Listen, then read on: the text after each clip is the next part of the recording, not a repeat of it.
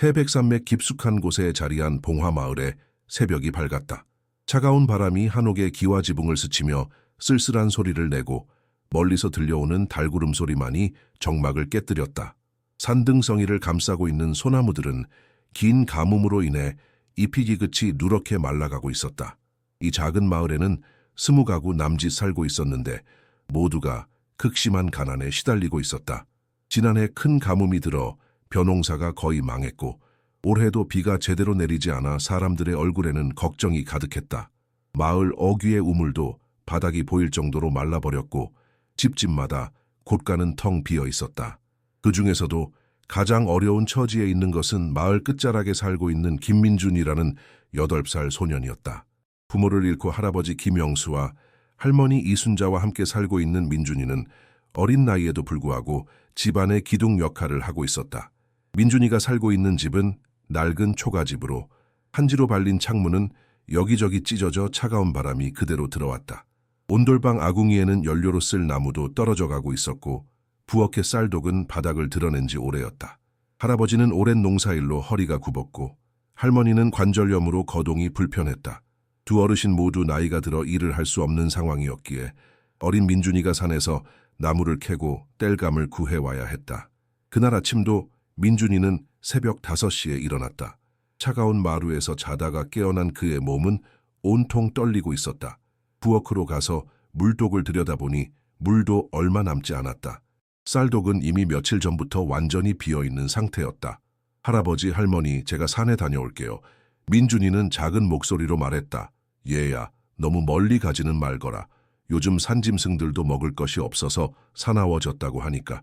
할머니가 걱정스러운 목소리로 당부했다.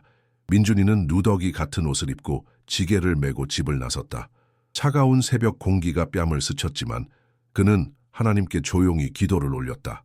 하나님, 오늘도 할아버지 할머니와 제가 먹을 것을 주세요. 그리고 저희를 보살펴 주세요. 산길은 험했지만 민준이는 익숙한 발걸음으로 올라갔다. 가뭄으로 인해 나물도 거의 찾기 어려웠지만 그는 포기하지 않고 열심히 찾아다녔다. 하나님이 분명히 도와주실 것이라는 믿음이 있었기 때문이다. 민준이의 하루는 새벽부터 시작되었다. 산에서 나물과 열매를 찾는 것은 생존을 위한 필수적인 일이었다. 가뭄이 계속되면서 먹을 수 있는 것을 찾기가 점점 어려워졌지만 그는 결코 포기하지 않았다. 오늘은 특히나 수확이 적었다. 반나절을 돌아다녀도 도라지 몇 뿌리와 작은 버섯 몇 개가 전부였다. 그나마도 벌레가 먹어서 상한 것들이 대부분이었다. 민준이는 실망했지만 하나님께 감사의 기도를 올렸다. 하나님, 이것이라도 주셔서 감사합니다. 할아버지 할머니께서 조금이라도 드실 수 있게 해주세요. 집으로 돌아가는 길에 민준이는 마을 어귀에서 이상한 것을 발견했다. 길기에 보리빵 한 조각이 떨어져 있는 것이었다. 크기는 어른 주먹만 했고 겉은 조금 딱딱해 보였지만 곰팡이는 피지 않은 상태였다. 민준이는 주변을 둘러보았다. 주인이 있는지 확인하려 했지만 아무도 보이지 않았다. 며칠째 제대로 된 음식을 먹지 못한 그의 배는 꼬르륵 소리를 냈다. 하지만 민준이는 서둘러 빵을 집어들지 않았다. 혹시 누군가가 흘린 것은 아닌지, 가져가도 되는 것인지 신중하게 생각했다. 하나님, 이것을 가져가도 될까요? 정말 배가 고픈데. 그는 조용히 기도했다. 잠시 기다려 보았지만 아무도 나타나지 않았다. 민준이는 조심스럽게 빵을 주워들었다. 그런데 바로 그때 길 건너편에서 야윈 들가의 한 마리가 비틀거리며 나타났다. 개는 뼈만 앙상하게 남아있었고 눈은 슬프게 반짝이고 있었다. 민준이는 망설이지 않고 빵을 반으로 나누었다. 한 조각은 개에게 던져주고 나머지 한 조각은 자신이 가졌다. 개는 빵을 받아먹고는 고개를 숙여 감사를 표하는 듯했다. 너도 배가 고팠구나. 하나님이 우리 둘 다 돌봐주실 거야. 민준이는 개를 쓰다듬으며 말했다. 집에 돌아와서 민준이는 할아버지와 할머니께 도라지와 버섯을 드렸다. 그리고 자신이 가진 빵 반 조각도 보여드렸다. 얘야, 넌 어디서 이런 빵을 구했니? 할아버지가 놀라며 물었다. 길에서 주인 없는 것을 주웠어요. 하나님이 주신 것 같아요. 민준이가 대답했다. 할머니는 눈물을 글썽이며 말했다. 얘야, 너부터 먹어라. 우리는 괜찮다. 하지만 민준이는 고개를 저었다. 할아버지, 할머니가 먼저 드세요. 저는 나중에 먹을게요. 그날 밤 민준이는 빈속을 움켜쥐며 잠자리에 들었다. 하지만 마음은 평안했다. 하나님이 내일도 돌봐주실 것이라는 믿음이 있었기 때문이다. 다음 날 새벽, 민준이는 평소보다 더 일찍 산으로 향했다. 어젯밤 할아버지께서 기침을 많이 하셨기 때문에 약이 될 만한 산나무를 찾아야 했다. 특히 도라지는 기침에 좋다고 하니 더 많이 구해와야 했다. 소나무 숲 깊숙한 곳까지 올라간 민준이는 열심히 나무를 캐고 있었다. 그런데 갑자기 저 멀리서 아이 우는 소리가 들려왔다. 민준이는 손을 멈추고 귀를 기울였다. 분명히 어린아이가 울고 있는 소리였다. 소리가 나는 쪽으로 가보니 큰 바위 뒤에 6살 정도로 보이는 여자아이가 웅크리고 앉아 울고 있었다. 아이의 이름은 박소영이었는데 집에서 멀지 않은 곳에 살고 있었다. 얘야 왜 울고 있니? 어디가 아프니? 민준이가 다가가며 물었다. 소영이는 눈물 범벅이 된 얼굴로 대답했다. 집을 찾을 수가 없어요. 어떻게 가야 하는지 모르겠어요. 집에서 왜 나왔니? 아빠랑 엄마가 싸웠어요. 먹을 게 없다고 이제 어떻게 살아야 하냐고. 무서워서 밖으로 나왔는데 길을 잃어버렸어요. 소영이가 흐느끼며 말했다. 민준이는 소영이의 상황을 이해할 수 있었다. 요즘 마을의 모든 가정이 비슷한 어려움을 겪고 있었기 때문이다. 그는 소영이의 어깨를 가만히 두드려주며 위로했다. 울지 마. 내가 집까지 데려다 줄게. 그런데 혹시 배가 고프니? 소영이는 고개를 끄덕였다. 어젯밤부터 아무것도 먹지 못했다고 했다. 민준이는 주머니에서 어제 아껴두었던 빵 조각을 꺼냈다. 자신도 아침을 굶은 상태였지만 소영이가 더 어리고 더 불쌍해 보였다. 자, 이걸 먹어. 많지는 않지만 조금이라도 배가 부를 거야. 민준이가 빵을 건네주었다. 소영이는 놀란 눈으로 민준이를 바라보았다. 오빠도 배가 고플 텐데 이걸 제가 먹어도 되나요? 괜찮아. 하나님이 우리를 돌봐주실 거야. 네가 먹어. 민준이는 미소를 지으며 말했다. 소영이는 고마워하며 빵을 조금씩 뜯어 먹었다. 민준이는 그 모습을 보며 마음이 따뜻해졌다. 비록 자신도 배가 고팠지만 누군가를 도울 수 있다는 것이 기뻤다. 소영이를 집까지 데려다 준 후 민준이는 혼자서 산길을 내려갔다. 배는 더욱 고팠지만 마음은 평안했다. 그는 하늘을 올려다보며 조용히 기도했다. 하나님, 소영이가 집에서 잘 지낼 수 있게 해주세요. 그리고 제가 앞으로도 어려운 사람들을 도울 수 있게 힘을 주세요. 소영이를 집에 데려다주고 돌아온 민준이는 완전히 지쳐 있었다. 아침부터 아무것도 먹지 못했고 마지막 빵 조각까지 소영이에게 준 상태였다. 하지만 그는 후회하지 않았다. 오히려 하나님이 기뻐하실 일을 했다는 생각에 마음이 평안했다. 그날 밤 민준이는 배고픔 때문에 잠을 이루기 어려웠다. 할아버지와 할머니의 잠든 모습을 바라보며 내일은 무엇을 드릴 수 있을지 걱정이 되었다. 그는 이불 속에서 조용히 기도했다. 하나님, 저희가 너무 힘들어요. 하지만 저는 하나님을 믿어요. 내일도 저희를 돌봐주세요. 새벽 3시쯤 민준이는 이상한 냄새에 잠에서 깨어났다. 달콤하고 고소한 빵 냄새가 어디선가 나고 있었다. 처음에는 꿈인 줄 알았지만 냄새가 너무나 생생했다. 민준이는 조심스럽게 일어나 냄새가 나는 곳을 찾아보았다. 그런데 놀랍게도 자신의 옷 주머니에서 냄새가 나고 있었다. 어제 소영이에게 준 빵이 들어있던 바로 그 주머니였다. 손을 넣어보니 작은 빵 조각들이 여러 개 들어있었다. 민준이는 눈을 비비며 다시 확인해 보았다. 분명히 어제 마지막 빵을 소영이에게 주었는데 지금 주머니에는 5개의 작은 빵이 들어있었다. 민준이는 무릎을 꿇고 감사 기도를 올렸다. 하나님, 이것이 정말 하나님이 주신 기적인가요? 너무나 감사합니다. 그는 서둘러 할아버지와 할머니를 깨웠다. 할아버지, 할머니, 일어나세요. 하나님이 기적을 베풀어 주셨어요. 두 어르신은 놀라며 일어났다. 민준이가 빵들을 보여주자 할아버지는 안경을 끼고 자세히 들여다보았다. 이게 대체 어떻게 된 일이냐? 할아버지가 물었다. 민준이는 어제 있었던 일을 자세히 설명했다. 소영이를 도운 일, 마지막 빵을 나누어 준 일, 그리고 오늘 새벽에 일어난 기적에 대해서 말이다. 할머니는 눈물을 흘리며 말했다. 하나님이 우리 민준이의 착한 마음을 보시고 축복을 주신 거구나. 그들은 함께 감사 기도를 올린 후 빵을 나누어 먹었다. 오랜만에 먹는 제대로 된 음식이었다. 빵은 달콤하고 부드러웠으며 배부르게 먹을 수 있었다. 그런데 더욱 놀라운 일이 일어났다. 다음 날 아침에도 민준이의 주머니에는 또 다시 빵들이 들어있었다. 이번에는 6개나 되었다. 민준이는 계속해서 늘어나는 빵의 기적을 혼자만 간직하고 싶지 않았다. 마을의 다른 가정들도 자신들과 똑같이 굶주리고 있다는 것을 알고 있었기 때문이다. 그는 할아버지 할머니와 상의한 후 어려운 이웃들에게 몰래 빵을 나누어 주기로 결정했다. 첫 번째로 찾아간 곳은 과부 박씨 댁이었다. 박씨 아주머니는 세 자녀를 혼자서 키우고 있었는데 남편이 작년에 병으로 세상을 떠난 후 매우 어려운 생활을 하고 있었다. 민준이는 새벽 일찍 박씨 댁 문간에 빵 2개를 조용히 놓고 왔다. 다음으로는 홀몸이신 최씨 할아버지 댁에도 빵을 가져다 드렸다. 최씨 할아버지는 몸이 아프셔서 일을 할 수 없는 상태였고 마을 사람들의 도움으로 겨우 연명하고 있었다. 그리고 김씨 가족에게도 빵을 전해주었다. 김씨네는 작년 가뭄으로 농사를 완전히 망쳐서 빚만 늘어가고 있는 상황이었다. 민준이는 절대로 자신이 빵을 가져다 준다는 것을 알리지 않았다. 항상 새벽이나 저녁 늦은 시간에 몰래 문간에 놓고 오기만 했다. 그는 이렇게 기도했다. 하나님, 사람들이 제가 준 것이라고 생각하지 말고 하나님이 주신 것이라고 생각할 수 있게 해주세요. 며칠이 지나자 마을에 이상한 소문이 돌기 시작했다. 여러 집에서 밤사이에 빵이 나타난다는 것이었다. 사람들은 이를 두고 각자 다른 추측을 했다. 분명히 하늘에서 보내신 천사가 있는 것 같아 박씨 아주머니가 말했다. 하나님이 우리의 기도를 들어주신 게 틀림없어. 최씨 할아버지가 감사해했다.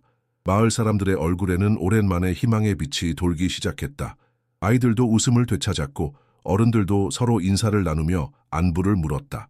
민준이는 이런 모습을 보며 가슴이 벅찼다. 하지만 민준이는 교만해지지 않으려고 조심했다. 매일 밤 기도할 때마다 하나님께 감사를 드리고 자신이 한 일이 아니라 하나님이 하신 일임을 기억하려고 노력했다. 하나님, 제가 교만해지지 않게 해주세요. 이 모든 것이 하나님의 은혜임을 잊지 않게 해주세요. 어느 날 밤 민준이가 평소처럼 빵을 나누어주고 집으로 돌아가는 길에 소영이와 마주쳤다. 소영이는 민준이를 알아보고 달려와서 인사했다. 오빠, 요즘 우리 집에도 매일 빵이 생겨요. 아빠가 하나님이 주신 거라고 하시면서 정말 기뻐하세요. 민준이는 미소를 지으며 대답했다. 정말 다행이다. 하나님이 너희 가족을 사랑하시는구나. 마을에 기적의 빵이 나타나기 시작한 지 한 달이 지났다. 대부분의 주민들은 이를 하나님의 축복으로 받아들이며 감사해 했지만 모든 사람이 그런 것은 아니었다. 특히 마을에서 곡물 장사를 하는 양순호는 점점 불만이 커져갔다. 양순호는 가뭄이 들기 시작했을 때부터 곡물을 사재기해서 비싼 값에 팔아 큰 이익을 남기고 있었다.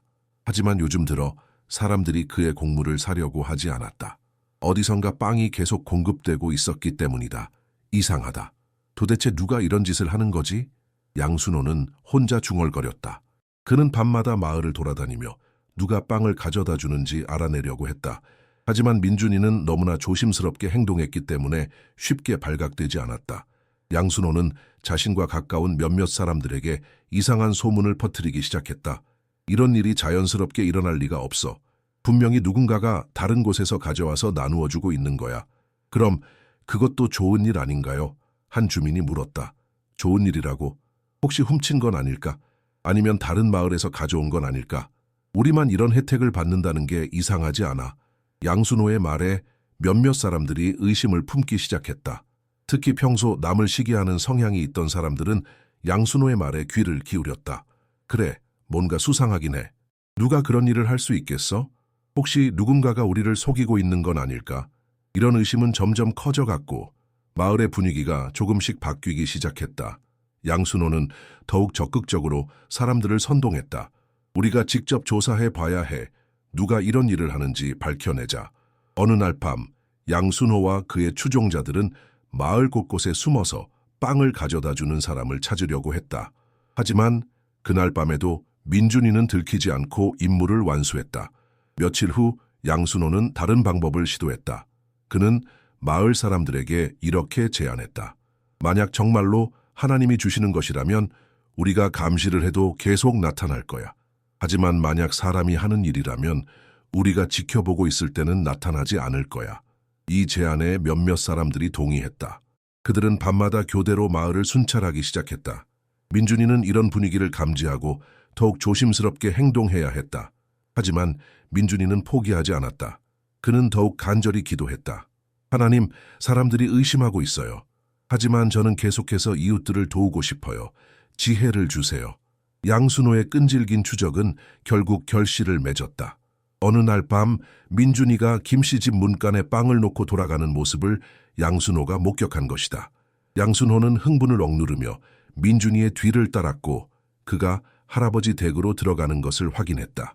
다음 날 아침 양순호는 마을 사람들을 마을 회관으로 모았다. 그의 얼굴에는 승리감이 가득했다. 여러분, 드디어 범인을 찾았습니다. 양순호가 큰 소리로 외쳤다. 사람들이 웅성거리며 궁금해했다. 양순호는 민준이네 집을 가리키며 말을 이었다. 바로 저 집에 사는 김민준이라는 아이였습니다. 제가 어젯밤에 직접 목격했어요. 사람들은 충격을 받았다. 어린 민준이가 그런 일을 할 수 있다는 것이 믿어지지 않았다. 그런데 그 아이가 어떻게 그렇게 많은 빵을 구할 수 있었을까요? 한 주민이 물었다. 그거야 분명히 어디서 훔쳐온 거겠죠. 아니면 다른 마을에서 가져온 거거나. 어떻게 그 가난한 집에서 그런 일이 가능하겠어요? 양순호의 말에 몇몇 사람들이 고개를 끄덕였다. 그들은 민준이네 집으로 몰려갔다. 할아버지와 할머니, 그리고 민준이는 갑작스럽게 나타난 사람들을 보고 당황했다. 김민준, 네가 밤마다 빵을 가져다 준 거 맞지? 양순호가 민준이를 향해 소리쳤다. 민준이는 떨리는 목소리로 대답했다. 네, 맞아요. 제가 했어요. 그럼 그 빵들을 어디서 구한 거냐? 정직하게 말해봐.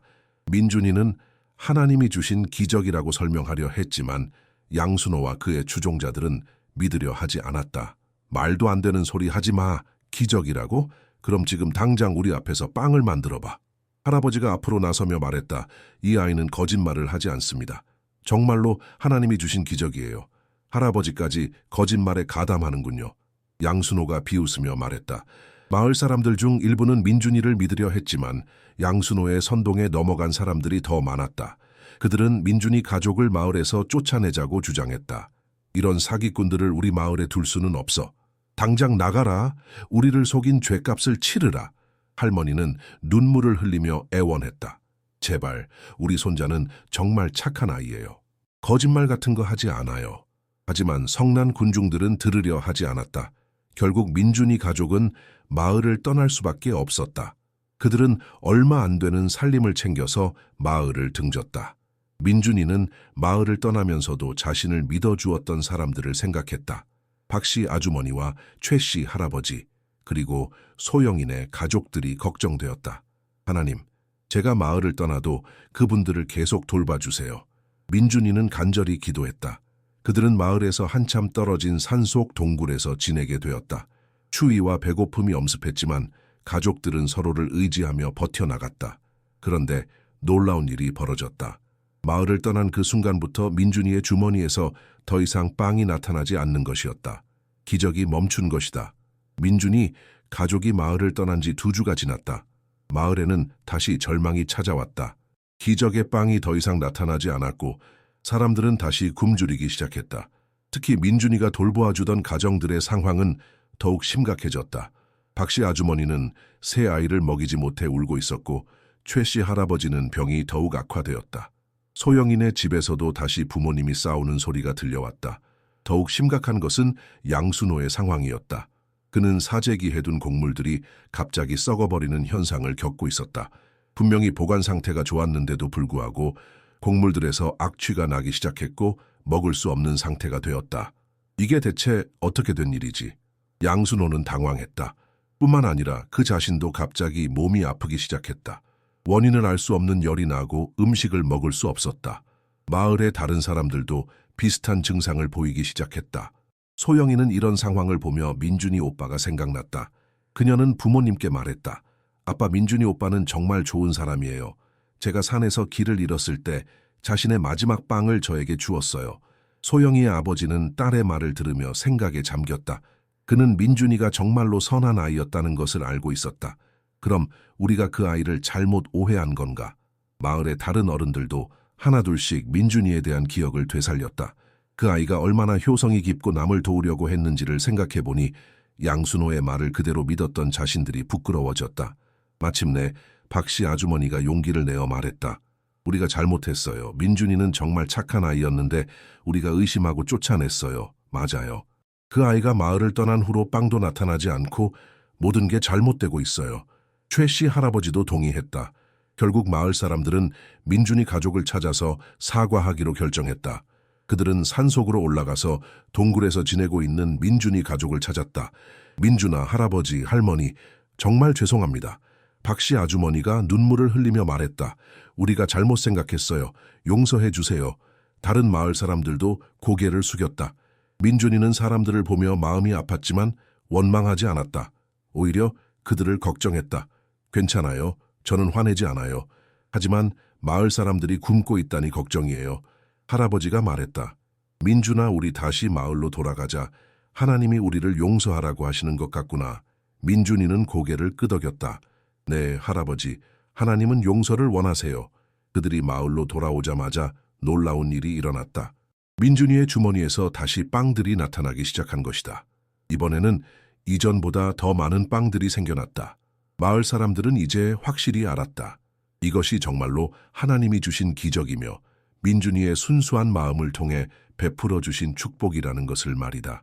양순호도 자신의 잘못을 깨닫고 민준이에게 무릎을 꿇었다. 민준아, 정말 미안하다. 내가 너무 욕심이 많았구나. 민준이는 양순호의 손을 잡으며 말했다. 아저씨도 하나님이 사랑하세요. 이제 다시 시작해요.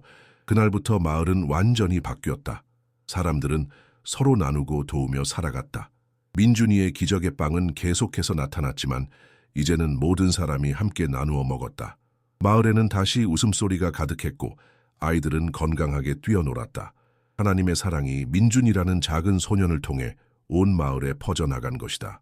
민준이는 매일 밤 감사 기도를 올렸다. 하나님, 저를 통해 이런 기적을 베풀어 주셔서 감사해요. 앞으로도 이웃을 사랑하는 마음을 잃지 않게 해주세요. 그리고 마을 사람들도 함께 기도했다. 그들은 진정한 나눔과 용서의 의미를 배웠고 하나님의 사랑이 얼마나 큰지를 깨달았다. 봉화 마을에는 이제 영원히 기억될 이야기가 생겼다. 작은 빵 한 조각으로 온 마을을 구한 소년 민준이의 이야기, 그리고 하나님의 무한한 사랑에 대한 이야기였다.